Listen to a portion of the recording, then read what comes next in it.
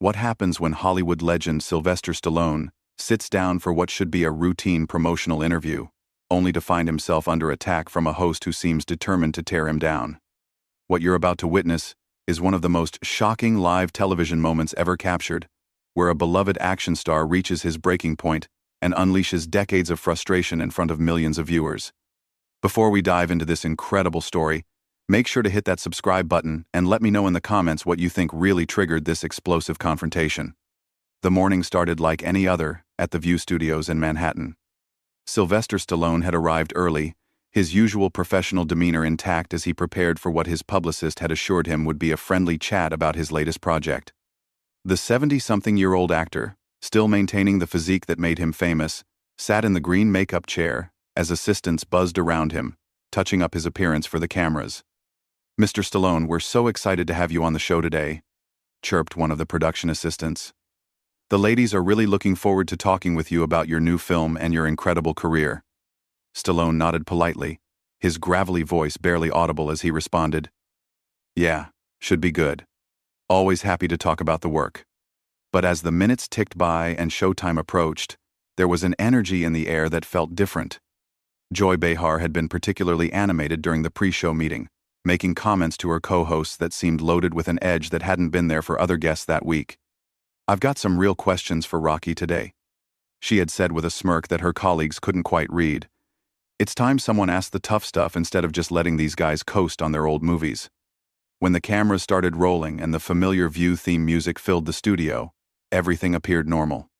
The co-hosts took their positions around the iconic table, with Joy Behar settling into her spot with what looked like a folder full of notes, far more preparation than she usually brought to celebrity interviews. "Welcome back to The View," Joy announced to the cameras, her television smile perfectly in place. "We're here with the one and only Sylvester Stallone, star of Rocky, Rambo, and countless other action films that have entertained audiences for decades. Sly, welcome to the show." Stallone leaned forward slightly, his hands clasped in front of him on the table. "Thanks for having me, Joy. Great to be here with all you ladies. So let's talk about your new project," Joy began, but there was something in her tone that the other hosts immediately picked up on. It wasn't the warm, conversational approach she typically used with guests. "You're still making action movies at your age. Don't you think it's time to maybe step aside and let younger actors take over these roles?" The question hit the table like a cold splash of water. Even Whoopi Goldberg shifted uncomfortably in her chair, while Sarah Haynes shot a quick glance at the producers off camera. This wasn't the line of questioning they had discussed in the pre-show meeting. Stallone's expression remained composed, but those who knew him well could see the slight tightening around his eyes. "Well, Joy, I think as long as audiences want to see the stories and I'm physically capable of telling them, age is just a number. I mean, Clint Eastwood was still making westerns well into his 80s. But Clint Eastwood is Clint Eastwood," Joy fired back, her voice taking on a sharper edge. "And let's be honest, your recent films haven't exactly been setting the box office on fire. Isn't this more about ego than actual audience demand?" The studio audience, which had been warmly applauding just moments before, fell into an uncomfortable silence. Stallone's jaw tensed slightly, but he maintained his professional composure. "I think the numbers speak for themselves," he replied evenly.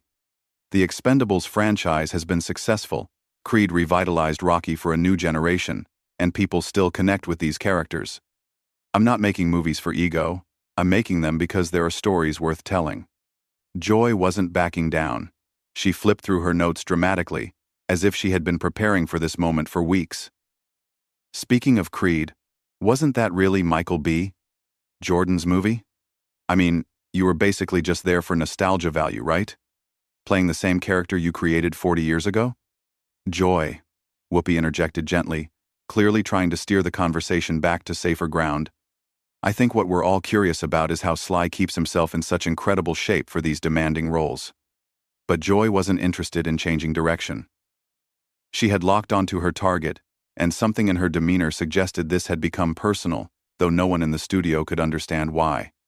"No, I want to hear his thoughts on this," Joy continued, completely ignoring Whoopi's attempted intervention. "Because it seems to me like Hollywood has this problem with aging male stars who just can't accept that their time has passed. They keep coming back to the same well over and over again instead of making room for fresh talent.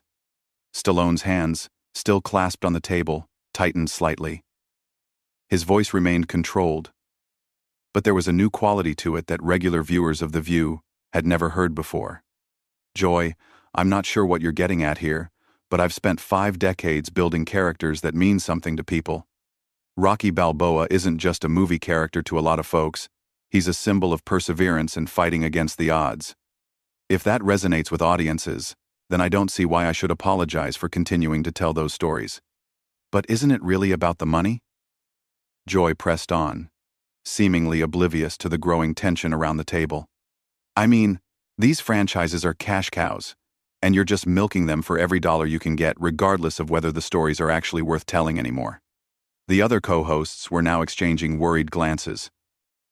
This was not the direction anyone had expected the interview to take, and the production staff behind the cameras were clearly scrambling to figure out how to handle what was rapidly becoming a hostile interrogation rather than a promotional interview. Stallone took a deep breath, his decades of media training kicking in as he tried to navigate what had become an increasingly uncomfortable situation. Look, Joy, I understand that everyone's entitled to their opinion about movies and careers and all of that. But I think you might be underestimating what these characters mean to people and why they continue to connect with audiences across generations. Do they, though? Joy shot back immediately. Or is it just Hollywood's old boys club protecting each other in green lighting projects because of who you know rather than the quality of the material? The accusation hung in the air like a toxic cloud. Stallone's expression changed noticeably. For the first time since the interview began, the professional mask slipped just slightly, revealing a flash of something much deeper and more intense. Excuse me? Stallone's voice dropped to a lower register, the kind of tone that had made him famous for playing tough guys who didn't back down from a fight. What exactly are you implying, Joy? Joy seemed to sense she had struck a nerve, and instead of pulling back, she leaned forward with what could only be described as predatory satisfaction. I'm not implying anything, Sly. I'm saying it outright. Hollywood is a business built on relationships and favors. And actors like you have been benefiting from that system for decades, while newer, more diverse talent gets pushed aside. The other hosts were now visibly uncomfortable. Sarah Haynes was staring down at her notes, clearly wishing she could disappear, while Alyssa Farah Griffin kept glancing toward the producers with an expression that screamed for help. Even the usually unflappable Whoopi Goldberg looked like she wanted to crawl under the table. Joy, maybe we should move on to talking about Sly's philanthropy work, Whoopi suggested, her voice carrying a warning tone that Joy seemed determined to ignore. No, I think this is important, Joy continued, her voice rising slightly. We talk all the time on this show about representation and giving opportunities to underrepresented groups, but then we celebrate actors who keep taking up space that could go to someone else. Stallone's eyes narrowed, and for a moment, the cameras caught something that viewers would replay countless times in the coming weeks. It was the look of a man who had spent his entire career being underestimated, who had clawed his way up from nothing, and who was not about to sit quietly while someone questioned his right to exist in his own industry. Let me tell you something, Joy, Stallone began, his voice steady but carrying an undercurrent of barely controlled intensity. I didn't get handed anything in this business. I wrote Rocky because nobody would give me a shot. I sold my dog to pay rent while I was trying to get that script made. When the studios wanted to buy it, they wanted to cast somebody else, somebody more established, somebody who fit their idea of what a leading man should look like. But that was 50 years ago, Joy interrupted, seemingly unable to read the warning signs that were obvious to everyone else in the room. What have you done lately besides recycle the same character over and over? The studio audience was dead silent now. Even the camera operators seemed to be holding their breath, sensing that they were witnessing something that would be talked about for years to come. Stallone's hands unclenched from the table, and he leaned back in his chair, his posture changing from defensive to something much more dangerous. What have I done lately? I've created opportunities for dozens of actors through the Expendables franchise. I've mentored young directors and writers. I've used my platform to tell stories about working-class heroes and underdogs who refuse to give up. All starring you, of course. Joy shot back with a laugh that sounded more like a bark. How convenient that all these opportunities for others just happen to revolve around keeping Sylvester Stallone in the spotlight. That was the moment. Anyone watching could see it in Stallone's face. The exact instant when decades of frustration and a lifetime of fighting for respect crystallized into something explosive. His voice, when he spoke again, was quiet but filled with a fury that made the entire studio feel smaller. You know what, Joy? I've been sitting here trying to be polite, trying to play the game. But I think you've got some kind of personal problem with me that has nothing to do with movies or representation or any of the high-minded principles you're pretending to care about. Joy's eyes widened slightly, clearly not expecting Stallone to push back so directly. I don't have a personal problem with you. I'm just asking the questions that need to be asked. No, Stallone said, his voice growing stronger. You're not asking questions, you're making accusations. You're sitting there acting like I'm some kind of relic who should just disappear so you can feel better about whatever agenda you're pushing this week. I don't have an agenda, Joy protested, but her voice had lost some of its earlier confidence. Really? Stallone leaned forward again, his intense stare fixed directly on Joy. Because from where I'm sitting, it sounds like you've got a problem with successful people who came from nothing and built something lasting. It sounds like you think anybody who's been around for more than 5 minutes should just step aside and make room for whoever you think deserves it more. The tension in the studio was now so thick it was practically visible. The other co-hosts had given up any pretense of participating in the conversation and were simply watching in stunned silence as two strong personalities collided in real time. That's not what I said, Joy replied, but her voice was defensive now, lacking the aggressive confidence she had displayed just minutes earlier. It's exactly what you said, Stallone fired back. You question my right to make movies. You question my motives. You suggested I'm somehow taking opportunities away from other people by continuing to work in an industry I helped build. And you did it all with this smug attitude like you're some kind of moral authority on who deserves success and who doesn't. Joy tried to regain control of the conversation, straightening in her chair and attempting to return to her earlier confrontational tone. Look, Sly. I think you're being a little oversensitive here. I'm just pointing out that Hollywood has a diversity problem, and maybe actors of your generation need to step back and make room for fresh voices. But Stallone was no longer interested in playing defense. Something had shifted in his demeanor, and the cameras were capturing every second of what was clearly becoming a defining moment in television history. Oversensitive? He repeated, his voice rising for the first time. Let me tell you about oversensitive, Joy. Oversensitive is when someone uses a television platform to attack a guest who came here to talk about their work and instead gets ambushed with personal attacks disguised as social commentary. They're not personal attacks, Joy insisted, but she was clearly rattled now. Then what would you call it? Stallone demanded. Because you've spent the last 10 minutes telling me I'm too old, I'm greedy, I'm taking opportunities away from more deserving people, and I'm part of some systemic problem in Hollywood. If that's not personal, then I'd hate to see what you consider crossing the line. The studio audience was completely silent, mesmerized by what they were witnessing. This wasn't the usual celebrity interview where everyone smiled and promoted their latest project. This was raw, unfiltered confrontation between two people who clearly had very different views of the world. Joy seemed to realize that she had pushed too far. But instead of backing down, she doubled down with an approach that would prove to be a massive miscalculation. Look, Sly, Joy said with a dismissive wave of her hand. Maybe this is just what happens when people get older and more sensitive. You can't handle a little criticism like you used to. Maybe that's another sign that it's time to step back. The words hit the studio like a lightning strike. The other co-hosts actually recoiled in their chairs, and even the camera operators seemed to take a step back. Joy had just crossed a line that everyone in the room knew would have consequences. Stallone went completely still for a moment, his face cycling through a range of emotions that decades of acting experience couldn't mask. When he finally spoke, his voice was deadly quiet. Did you just call me old and weak on national television? Joy, perhaps realizing she had gone too far but unable to find a graceful way out, attempted a laugh that came out hollow and forced. I'm just saying that maybe you're not taking constructive criticism as well as you used to. That was it. The dam burst. Stallone erupted from his chair with a speed that belied his years, his hands slamming down on the table with a sound that echoed through the studio like a gunshot. His voice, when it came, was the roar of someone who had finally reached his breaking point. Constructive criticism? Are you kidding me right now? You think what you've been doing for the last 15 minutes is constructive criticism? The studio audience gasped audibly.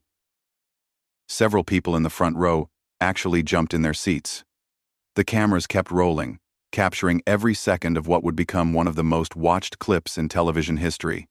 Joy, you want to talk about age and sensitivity? Let me tell you something about age. I'm 77 years old, and I've been in this business since before you knew what a television camera was. I've taken more real criticism, more real rejection, more real hits than you could imagine in your worst nightmares. Joy tried to interrupt, but Stallone wasn't having it. No, no, no. You had your 15 minutes to tear me down. Now you're going to sit there and listen while I tell you exactly what I think about your so-called journalism. The other hosts were frozen in place, uncertain whether to try to intervene or simply let this play out. Whoopi had her hand halfway to her earpiece, clearly getting frantic instructions from the control room. But even she seemed paralyzed by the intensity of the moment. You want to know about taking opportunities away from people? Stallone continued, his voice building to a crescendo. What about the opportunity you just took away from your viewers to actually learn something interesting about filmmaking, about storytelling, about what it takes to create characters that last for generations? Instead, you turned this into some kind of personal attack disguised as social justice. Sly, I think you need to calm down, Joy said, but her voice was shaking now. Calm down? Stallone's laugh was bitter and sharp. You spend 20 minutes trying to humiliate me on live television, questioning my integrity, my work ethic, my right to exist in my own industry, and then you tell me to calm down? Who do you think you are? The studio was so quiet that the hum of the cameras was audible. Even the production staff behind the scenes had stopped moving, transfixed by what they were witnessing. I've been Rocky Balboa for 50 years, Stallone continued, his voice now carrying the full weight of his frustration. Do you know what that means? It means 50 years of people telling me I wasn't good enough, wasn't smart enough, wasn't the right type. 50 years of proving them wrong. And now you sit there, in your comfortable chair, with your comfortable job, and you think you can just dismiss all of that because it fits your narrative? Joy opened her mouth to respond, but Stallone held up a hand that stopped her cold. You want to talk about diversity and representation? Fine. Let's talk about it honestly. When I wrote Rocky, I was a struggling actor from Philadelphia who couldn't get arrested in this town. The studios wanted to buy my script and cast a big-name actor. I said no. I fought for 2 years to play the character I created, and they told me I was crazy, that I'd never work again if I didn't take their deal. His voice was building again, fueled by decades of stored emotion. But I believed in that character, and I believed that working-class people deserve to see themselves as heroes on screen. That's diversity, Joy. That's representation. Rocky Balboa wasn't some privileged pretty boy. He was a bum from South Philly who refused to stay down when life knocked him flat. But that was then.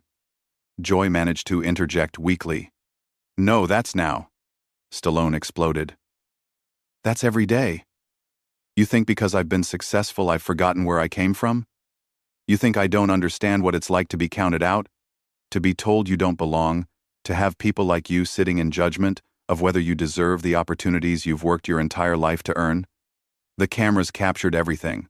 The raw emotion, the genuine hurt beneath the anger, the sight of a Hollywood legend stripped of all pretense and fighting for his dignity in real time.